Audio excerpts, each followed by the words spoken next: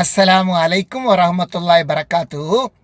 அன்பிற்கினிய கண்ணியத்திற்குரிய அல்லாவின் நல்லடியார்களே, நாம் இன்னைக்கு தினம் ஒரு இறைவசனம், அதன் சொல்லுக்கு சொல் அர்த்தம் என்கிற பாடத்தில் அத்தியாயம் 109 சூரத்துல் காஃபிரூன், காஃபிர்கள், வசனம் 4 வார்த்தைகள் உள்ளது. வாங்க பாடத்துக்குள்ள போவோம். வலா அன ஆபிதும் மா அபத்தும். இன்ஷா அல்லாஹ், முதலில் இதனுடைய சொல்லுக்கு சொல் அர்த்தம் என்ன என்பதை பார்த்து விடுவோம். வலா அன என்பதின் அர்த்தம் இன்னும் நான் இல்லை. ஆபிதும் என்பதின் அர்த்தம் வணங்குவனாக. மா என்பதின் அர்த்தம் எவற்றை. ஆபத்தும் என்பதின் அர்த்தம் நீங்கள் வணங்கினீர்கள்.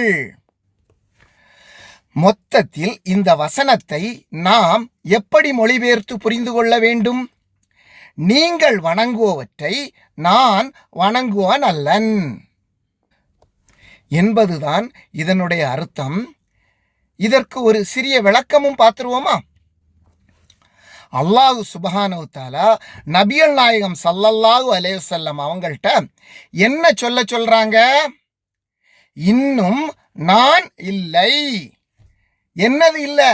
நீங்கள் வணங்கக்கூடிய தெய்வங்களை, நீங்கள் எதையெல்லாம் வணங்கி கொண்டிருக்கிறீர்களோ அந்த சிலைகளை எல்லாம் நான் வணங்கக்கூடியவனாக இல்லை, நான் ஒருபோதும் வணங்க மாட்டேன் என்பதைத்தான் அல்லாஹு சுப்ஹானஹு தஆலா நபிகள் நாயகம் ஸல்லல்லாஹு அலைஹி வஸல்லம் அவர்களுக்கு இந்த வசனத்தின் மூலம் கூறச் சொல்கிறான்.